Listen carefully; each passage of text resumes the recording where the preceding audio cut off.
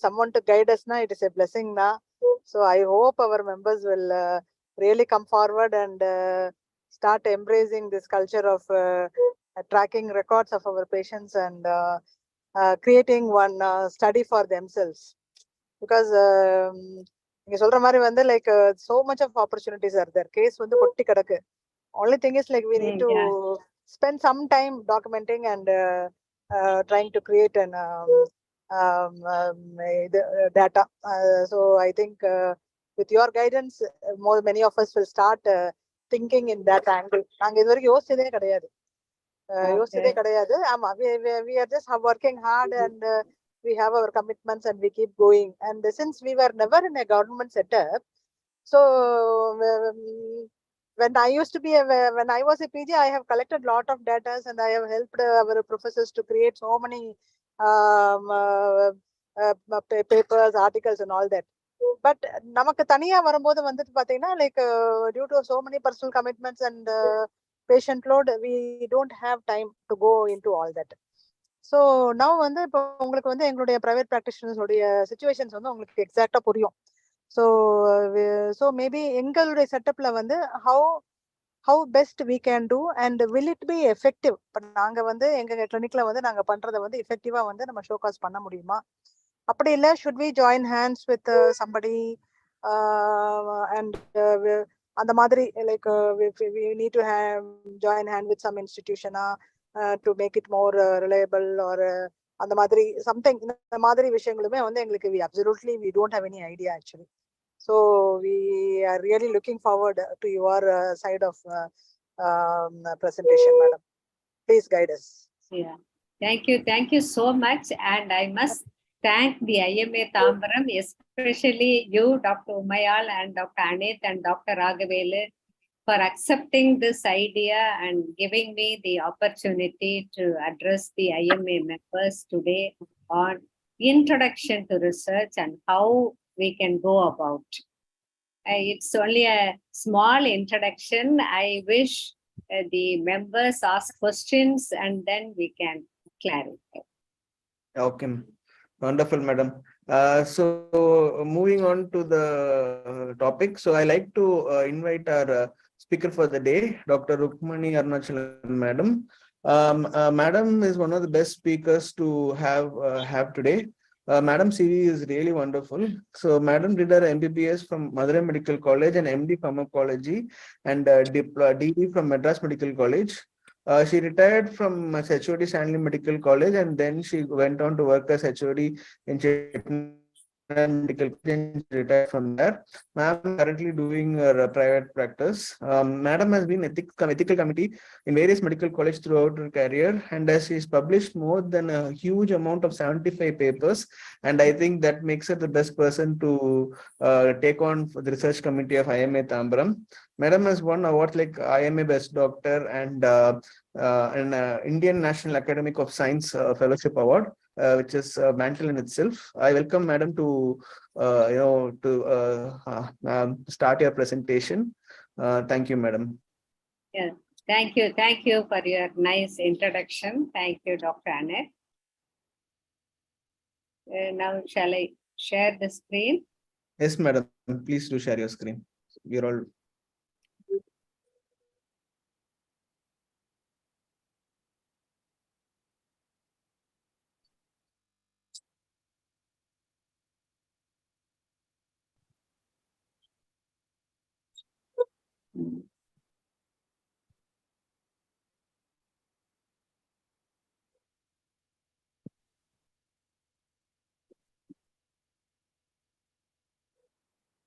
Is it visible? I don't think it is visible. It's not visible, ma'am. Not visible, madam. Ma'am, please click on share screen option. Yeah, that I clicked. And then select Yeah. the full screen, madam.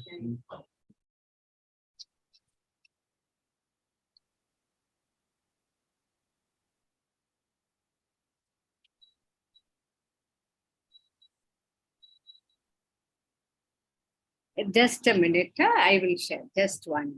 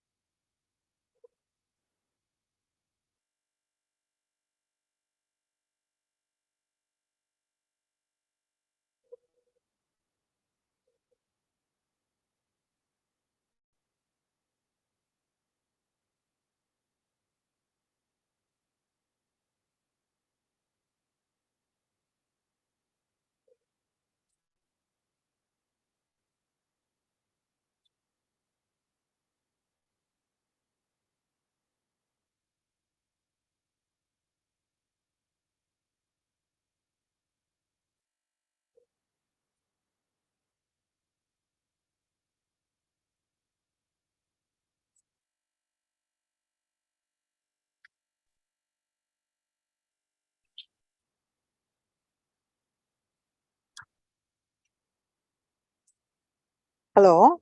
Yeah, just there is some problem. We checked, now it's நீங்க வந்து அந்த மெயில்ல கொடுத்தீங்கன்னா Anith can share it madam. உங்களுடைய பிரசன்டேஷனை வந்து அனித்துக்கு mail பண்ணிருங்க, இல்லைன்னா பண்ணிட்டீங்கன்னா he will share the screen for you. Screen share.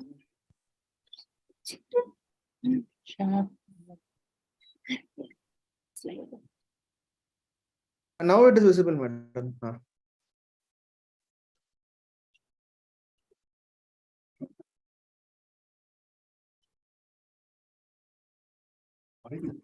Can you make it full screen?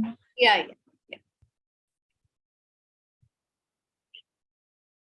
No, here a full screen option you can just give bottom.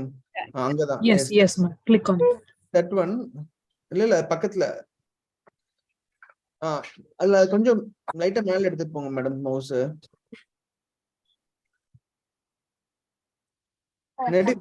View போங்க madam. View போங்க.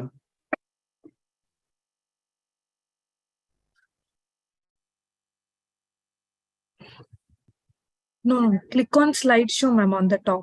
Click on slideshow. Yes. And then play from start. Correct. Thank you, ma'am. Sorry for the delay. So IMA doctors and research, what we are going to see, what is research, why and how.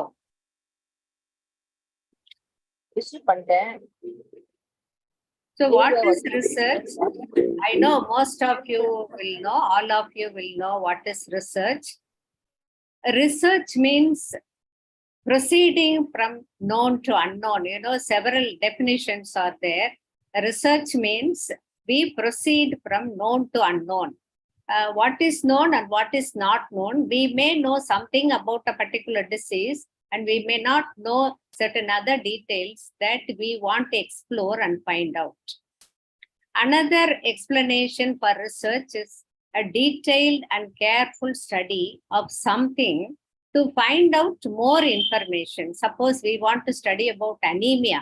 What is the prevalence and incidence of anemia in Tambaram area and what are the contributory factors? If you want to study in detail, that is research. And research means methods used to create new knowledge. We get new information from doing research. And it also means scientific inquiry, seek out, search closely. Ultimately, it's a systematic inquiry for describing a particular disease or explaining the causes or the pathophysiology, predicting the outcome of treatment, as well as controlling certain observable phenomena. That's what is that we are going to see now.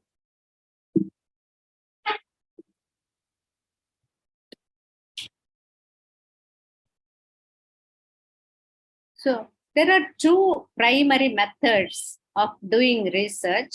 One is inductive method, the other one is deductive method. What is this inductive research method? This method is used to analyze observable events and conclusions from specific to general.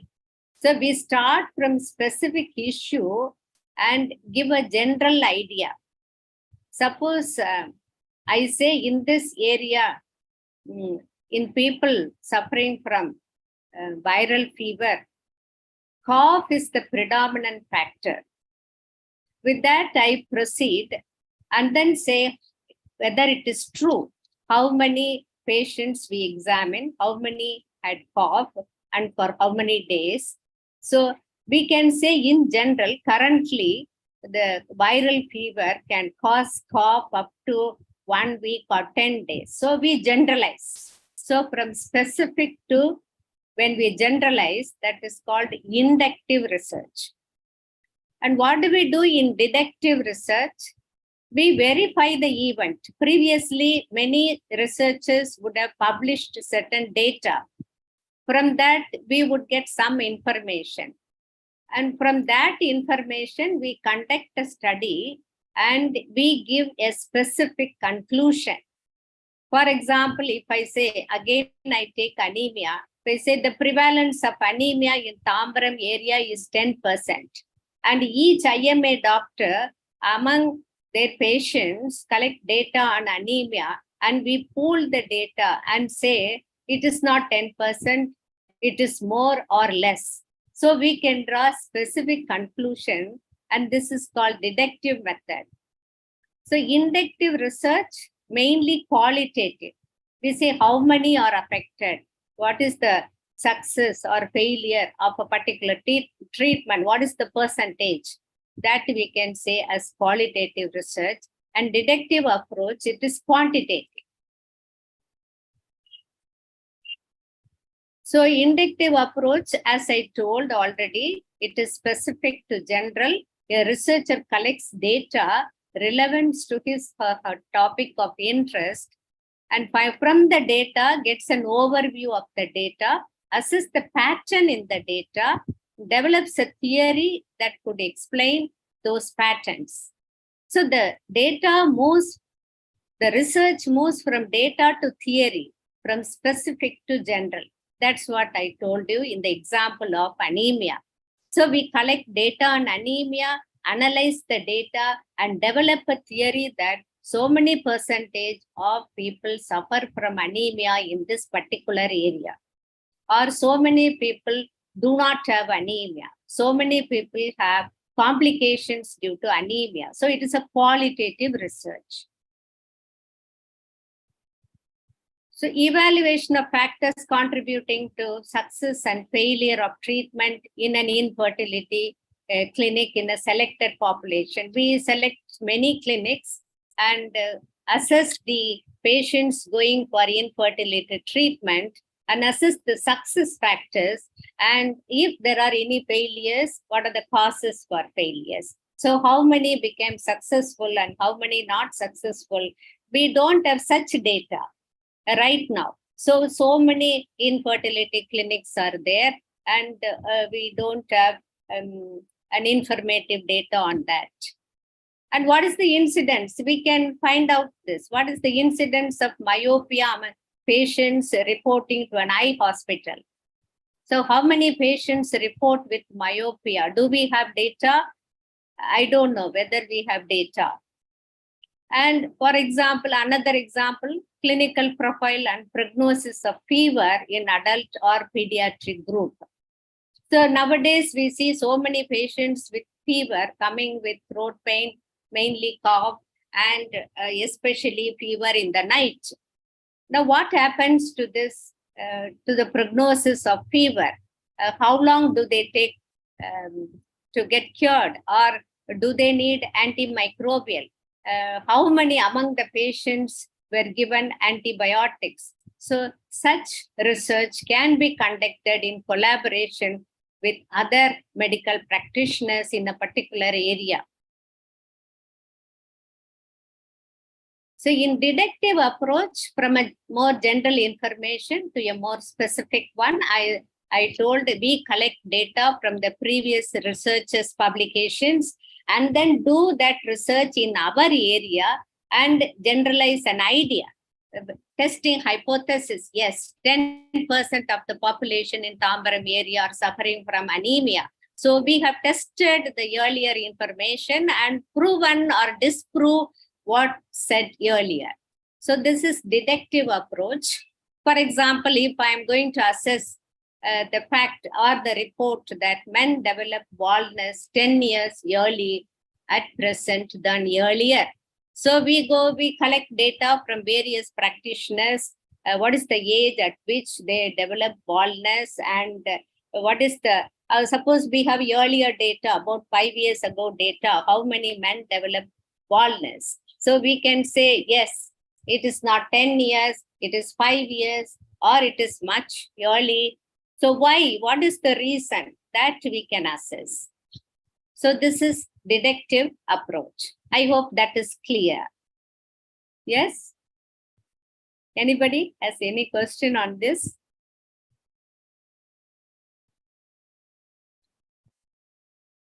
So this is in general inductive and deductive research. Now coming to the type of medical research we can conduct. One is, of course, on treatment, to test new treatments or combination of treatment. And then prevention studies, give vaccines and develop and study how many do not develop a particular disease, or some lifestyle changes. We give many awareness program. Before awareness program, after awareness program, is there any reduction in the incidence of a particular disease? Then diagnostic test and screening test, various camps we conduct and do screening programs, then quality of life studies. These are the various types of studies conducted in medical research. Now, who can conduct medical research? Of course, any medical research involving human subjects must be conducted by individuals with scientific education.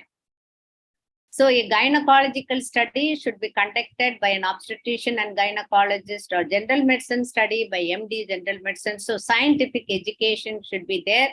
They should have undergone some training in research like GCP or on ethics or on regulatory affairs, and the qualification, necessary qualification, and of course, importantly, appropriate ethics. They have to follow ethical guidelines to conduct research. So there should be the necessary qualification, training, experience, and a knowledge about research ethics. All are needed for anyone who wants to conduct medical research. Now, coming to private practitioners and research, that's what we are going to focus on. So when we say private medical practitioners, it includes both the specialists and the primary care physicians. That is PCP. The PMP includes specialist and primary care physicians. So primary care physician, what is the characteristic of primary care physician is that they treat patients living mostly in the locality of the primary care physician. So they can easily collect data from that locality. And the PCP comes to know not only about the patient, but also the family members who are all treated by the PCP, but those diseases which do not require specialist care. That is the role of a primary care physician. Whenever a need for specialist care arises, we refer those patients. So the patient takes PCP into confidence. It's like a mutual understanding, and the doctors become family, almost like a family member of the patients, and they attend the various functions. So the confidentiality of confidence of the patients in the doctors is more with primary care physicians than others. So the friendly doctor-patient relationship, the confidence the patient has with the PCP, the accessible location of the PCP's clinic characterize the primary care physician. Not only primary care physician, in some areas, specialist also. So the PCP collaborates with the specialist for specialized healthcare need, and also for long-term treatment of chronic diseases which need continuous monitoring. For example, primary care physician taking care of diabetic patients, hypertensive patients, dyslipidemic patients, cardiac patients, renal patients. So there is an interaction between the primary care physician and specialist. So they have more opportunities to interact with the patients for data collection regarding their health status, not only their own health status, but the family health status. But here, though they get enormous data regarding their personal health and family health, the limitation here is documentation, inadequate documentation. So most of the primary care physicians do not record about the details of the patients they see every day. The reason being, of course, more number of patients, not realizing the importance of documenting the data, what information we can collect from such collected data. So That is the problem with general practice. Whereas the medical practitioners of various specialties, you go to ophthalmic clinic, you go to hypertensive clinic, cardiac clinic, data collection is more formal. They have specified data collection forms. They get all the information, unlike the primary care physicians. I feel we should improve as primary care physician on data collection. Whether it's a general medical problem or a specialist problem, each patient is unique. And the way we treat is also unique. Each one of us don't give the same treatment for the same illness. So the treatment is unique and the patient is unique. And here the experience is authentic knowledge. So collection and analysis of data of various specialists and primary care physicians will certainly provide rich information on different aspects of diseases, like clinical profile. What is the clinical profile of a particular disease? The response to treatment, success or failures, the complications one develops. Sometimes we come across with a unique response to a new treatment for an old illness. So that also can be recorded. So this information will be of great help to frame guidelines for diagnosis and treatment of various medical disorders. We don't have region-specific or country-specific data. What we follow is mostly the international data, which are applicable to not only India, but other countries also. We do not have data specific to our own region that we can generate by doing research. And currently, as I told, we follow only international treatment guidelines, which are not specific to the Indian population. So that's why we need research specific to the Indian population. So if only the primary practitioners could produce research studies out of their experience and report their findings, that will help the medical fraternity to improve healthcare. The quality and the reliability and analysis data collected can be ascertained, or the validity can be improved by doing these studies with the designed research protocol. That would definitely help. And protocol writing is an important component of research. If you take any academic institute like Madras Medical College or Stanley Medical College or Chengalpet Medical College or any other private medical colleges where they have structured facilities available to conduct research, for example, institutional scientific committee, institutional research committee or ethics committee for doing research, there is no access to these facilities for the primary care physicians or private medical practitioners. So that is one limitation. That's why we have to start. And I really thank IMA Tambaram for coming forward to doing this.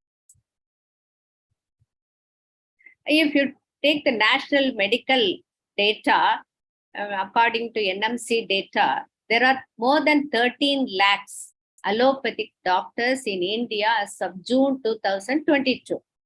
And if you take the number of doctors teaching in medical colleges, it ranges from 30,000 to 50,000. Maybe 1 lakh, that's all. So the large number of doctors are not working in teaching institution. So they are primary care physicians or private medical practitioners. If they can be motivated and strategies evolved to help them to conduct research, to collect the most needed data according to standard guidelines, we will have research information specific to India. That is the reason why we need this. So we have, I presume that the IMA doctors, some of them are willing to do research. First thing they have to do is to select a research topic. How to select a research topic? So What are the factors based on which we can select the research topic? One is the foremost important factor is interest. So the researcher should have the interest to carry out research. Based on the interest, the topic of interest should be selected. Then the applicability and the usefulness of such a research, whether it will be useful to the public and whether there are resources available. Do I have enough number of patients to conduct this research? Do I have personnel to help the research?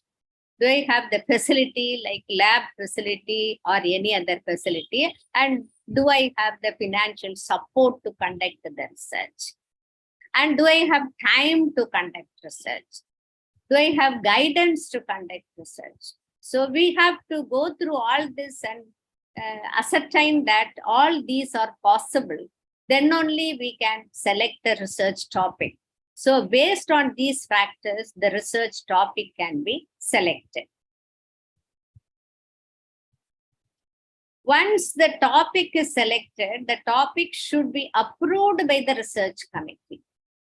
So the research committee would go through and find out whether the particular research is essential to the community. As I told you, the duration of cough in viral fever. And what is the treatment for cough in viral fever? Each one gives differently. One gives a cough syrup, other one gives an expectorant, other one gives steroid, other one gives inhalers. So what is the treatment for viral fever-induced cough? So that is essential. So we can take up such topic and find out among the doctors which treatment reduce the cough at the earliest.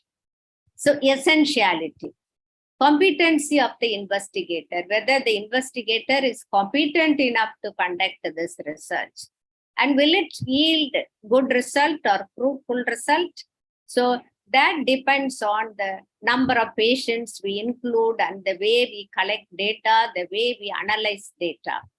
Can it be translated to clinical use? Yes, it can be translated into clinical use that we have to ascertain.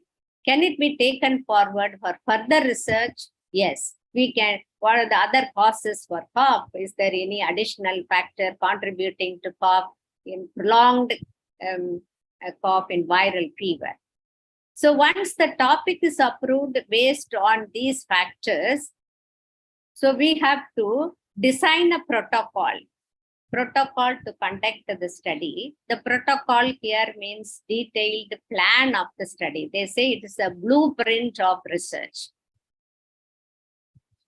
Of course, many of you would have conducted research topics, research in institutions.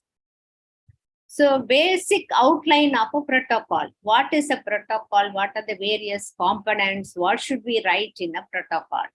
One is the title of the research project that we have decided with the help of the research committee. Then background and justification. So what is the need for doing this research? And research objective. What is the objective of what that one wants to find out from research? For example, age group. Which age group gets affected most with viral fever? Adult or pediatric age group? What is the methodology? We have to define the methodology, how I am going to do this research. So most will be observational research. We don't do at present, it's not possible for IMA to do interventional research, but we can do observational research.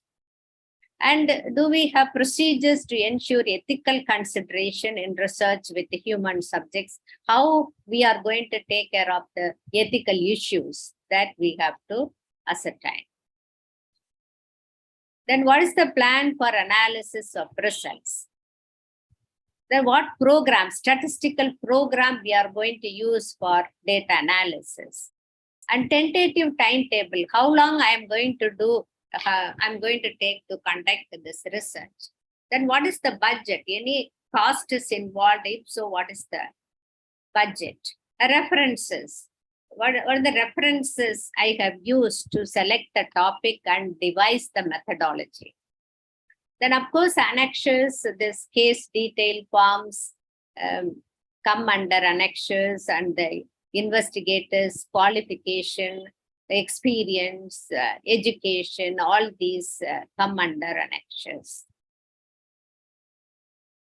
So once we have designed the protocol, we have decided the topic, written the protocol, and it has to go through ethical review. So why ethical review? It's as per ICMR guidelines, it is mandatory that all proposals in biomedical research should be clearly and appropriately cleared by the IEC. Now, ethics committee, institutional ethics committee. If IMA is going to have an ethics committee, it is IMA ethics committee. What is the responsibility of IMA ethics committee? First and foremost responsibility is to protect the dignity, rights, and well-being of the research participants. We are going to include our patients into research. We have to protect their dignity, right, and well-being. Of course, we won't be interfering with, when in interventional study, this becomes more important when we try new treatment. And ensure that universal ethical values and the international scientific data or methods are followed. And we have the ethics committee has to assist in the development and the education of the research committee in responsive to local healthcare requirements. So we need the data. What is the health status of the people in this area? What is their health requirement? Based on that, how to start research, that is helped by the ethics committee. We take the composition of ethics committee. Of course, it is multidisciplinary and multi-sectorial. There should be adequate representation of gender and age.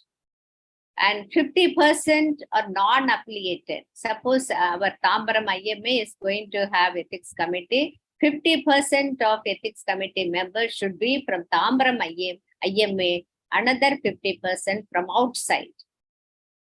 Usually, mandatorily, the chairperson or the vice chairperson should be from non-affiliated institute. Another IMA we can have. Another IMA member can be a chairperson. Member secretary from the same IMA. That means A means affiliated, NA means non-affiliated. Basic medical scientist can be from IMA or not from IMA. Clinicians can be from both. Legal expert, of course, non-affiliated. One who is trained in medical law should be there. And a social scientist, a lay person from the public. Lay person, when we say not affiliated person, not pursued medical field or medical science in the last 5 years. Involved in social or community welfare activities. So new to the medical field, that's what lay person means. Here, some people misunderstand that uneducated people, not so. Educated, but not from medical field. And we can have members 7 to 15 and the quorum 5 members should be there. And the membership is for 5 years. It is according to ICMR guidelines. So told you, quorum means for any meeting, though we may have more than 7 or 15 members in IEC, the quorum is 5 members. And there should be a medical, non-medical person, as well as lay person and the legal person to form the quorum. Now, why do we need EC approval? So it's a long history. So the evolution of ethics committees globally, it starts with the Nuremberg Code. This is the first international ethics guidelines framed following World War II. So Nuremberg Code was framed following World War II after the Nazi war crimes or war experiments. Then came Belmont Report. This is after Tuskegee syphilis study conducted in Alabama in USA, where more than 300 African people were involved in this study. All of them were suffering from syphilis, and they were followed for more than 40 years to study the progress of syphilis. And they did not know they were in this study. So that was known later, and then this Belmont Report was framed. All these international ethics guidelines are framed to protect the safety and well-being of the research participants. Then came Declaration of Helsinki. This declaration was constituted by World Medical Assembly in 1964, and then revised many times. Even today, when we submit our research proposal, we have to submit a copy of Declaration of Helsinki in order to say that we would follow what is mentioned in Declaration of Helsinki when we do research. Of course, our ICMR guidelines. Then formerly it was Schedule Y. Currently it is New Drugs and Clinical Trial Rules. This is for conducting clinical trials, not for regular clinical research. And we have Indian GCP. These are all various guidelines we have that we may have to follow when we conduct research. So of course, you all would have known what happened during World War. They conducted several experiments in the concentration camps. So in Germany, so they conducted experiments on twins, freezing experiments, malarial experiments. So several such 11 experiments were well known, and they were conducted on innocent prisoners without getting their consent and without informing them what they were doing. So these are all some of the pictures from the survivors or during when they were participating in research in the concentration camps. So this is altitude, high altitude experiment. This is twin experiment victims, and this is freezing experiment victim. So because of these experiments, many died, and many were like sacrificed to study the effects on the disease. So you all know the outcome of this experiments. Finally, in August 1947, those researchers, the doctors involved in research in concentration camp were captured, and they were taken into prison, and you know about the well-known doctors' trial. So that's how the Nuremberg Code, the first international ethics guideline, namely the Nuremberg Code, was framed by two doctors, Leo Alexander and Andrew Canby Ivy. So they brought out a 10-point memorandum, which is called the Permissible Medical Experiment or Nuremberg Code. So what does this code say? So the first and foremost, whenever we do research, we have to take the voluntary consent. I'm going to use the information of the patient for research means I have to take consent. Even when we give injection, we take consent. So the experiment, whatever experiment we plan should yield fruitful result. That I told you already. The experiment should be designed based on of course, this does not apply here whenever we evaluate a new treatment. So the report of the animal experiment is needed. And we should avoid all unnecessary physical and mental suffering and injury to the patient. And no experiment should be conducted where there is death or disabling injury can be expected. And the risk should be lesser than, and benefit. Risk should not exceed than the benefit. And we should have adequate facilities. And as I told, scientifically qualified doctors should be there to conduct medical research. And we can bring the experiment to an end whenever we feel that our research is not going to give the expected result or it is going to harm the patient.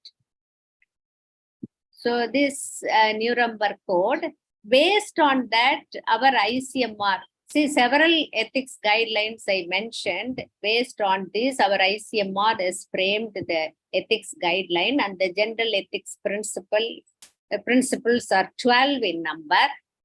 One is the principle of essentiality. This is the duty of the research committee to establish.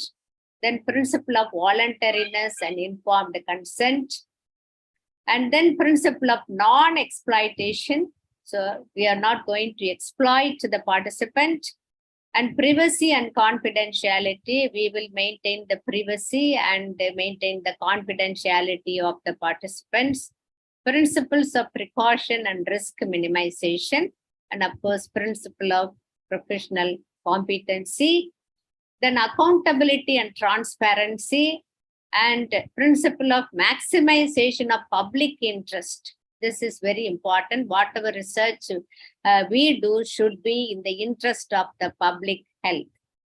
And distributive justice, and we should have institutional arrangement. And whenever we complete a research, we should make the results available in the public domain, like newspaper or journals or bulletin. Then principle of totality of responsibility. So this ICMR has added recently that whichever institute is conducting research, not only the institutional head, the researcher and whoever is involved in research should take the responsibility for research. And principle of compliance, that one will comply with the international standards for doing research. Here we have to say, I will do according to ICMR guidelines. So based on these principles, the IEC should evaluate the protocol that we submit for research and then approve the protocol, and then only we can start our research. So this is the ICMR publication for doing biomedical research. It gives a detail about how to start research, how to conduct, what are the duties of ethics committees, how to conduct research in pediatric age group, about stem cell research. Everything is given in ICMR guideline. So to summarize, IMA doctors can definitely contribute to research, provided they have the interest and the infrastructure we have.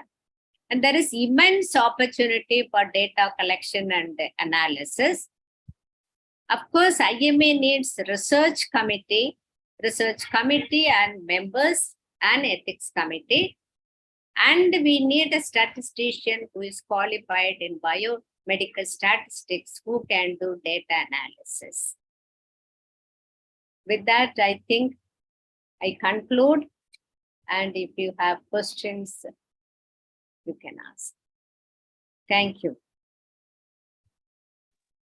Thank you, madam. That was indeed a very wonderful talk. You started from the basics of research and then covered about research methodology, research question, and then you wonderfully summarized about how to form a ethical committee, and we went to talk about all the history of research and ethics. It was really wonderful talk to hear. Thank you for that. So we have a question and answer option available. You could just put up any questions that you have there, and madam will be happy to answer it. So we wait for a few minutes for any questions.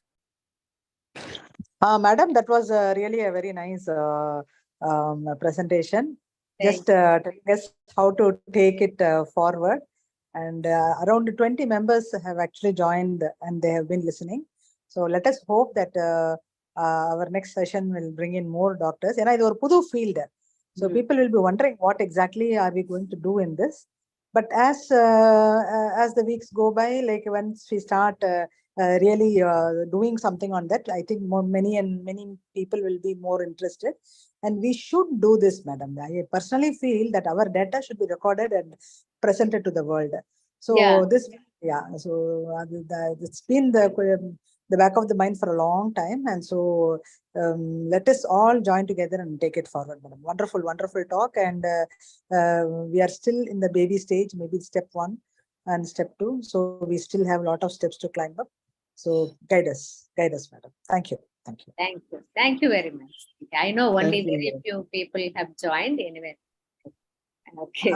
One suggestion, madam. Nama vande clinical society meeting la vande, I will request them to give a slot of 10 minutes, madam. You can on the 10 minutes la vande try to take up some topic, because உங்களுக்கு அது எல்லாத்தையும் நம்ம பேச முடியாது, ஒரு topic. So நீங்க next 3-4 months la vande பாத்தீங்கன்னா your presence is very seen by all the doctors who are attending the clinical society meeting. நமக்கு வந்து crowd வந்து assured crowd ஒரு 60 to 80 people இருக்காங்க இங்க. So that is a very good platform for us to tell to the people that we are there. The research committee has started and we are there to support you. அப்படின்றத வந்து நல்ல ஒரு strong message கொடுக்க முடியும். So I had actually requested Kavita to give some space. So subsequently வந்து பாத்தீங்கன்னா இனிமே நான் திருப்பி I will put up the request. Please be prepared to talk for 10 minutes, short, inspiring 10 minutes talk in the clinical meetings. This is my request. Sure, I will do that. Sure. Okay, madam. Thank you so much. Thank you so much. Thank you.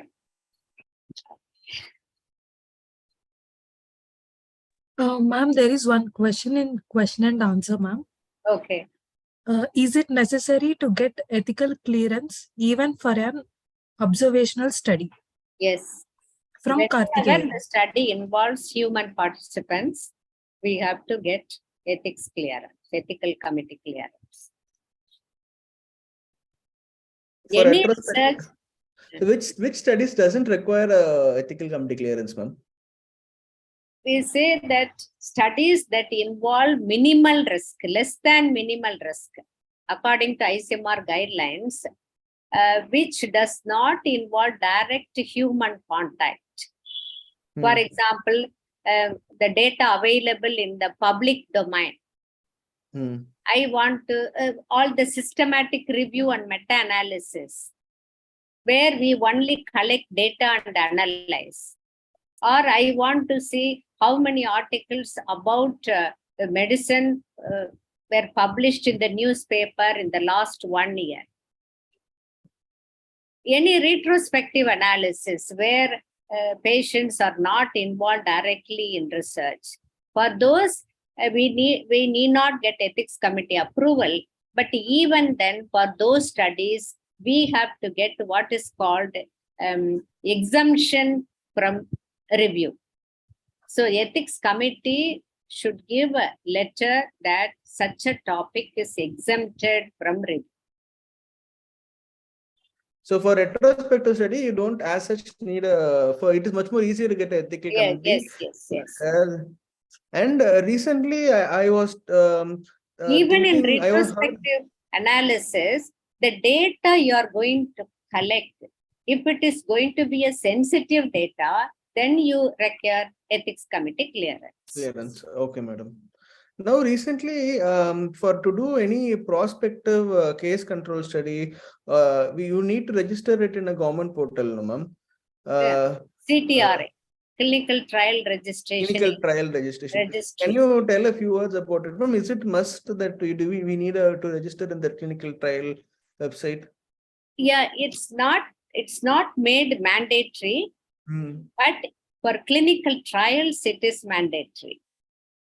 So any prospective study will be a clinical trial, no, ma'am? See, there is a difference between clinical trial and academic clinical research. Clinical trial, the end of clinical trial is to go for some introduction of a new drug or a new device or a new procedure for patient care. Whereas the other research objective is not to market or produce something new at the end of research. So the first one needs definitely ethics committee review and approval, as well as periodic review and approval and registration in CTRA. The CTRA registration is made necessary in India because when you go for publication, they ask whether this is registered with the CTRA. So this is for others to know. Suppose you are doing some study, the same study someone has registered, then you can interact and you can improve your study. In what aspect the other person is doing the same study and in what aspect you both differ or do the same thing means you can discuss and improve or improvise your study protocol. Okay, madam. So thank you. That is all the questions that I had. So we can stop going live now. Yeah.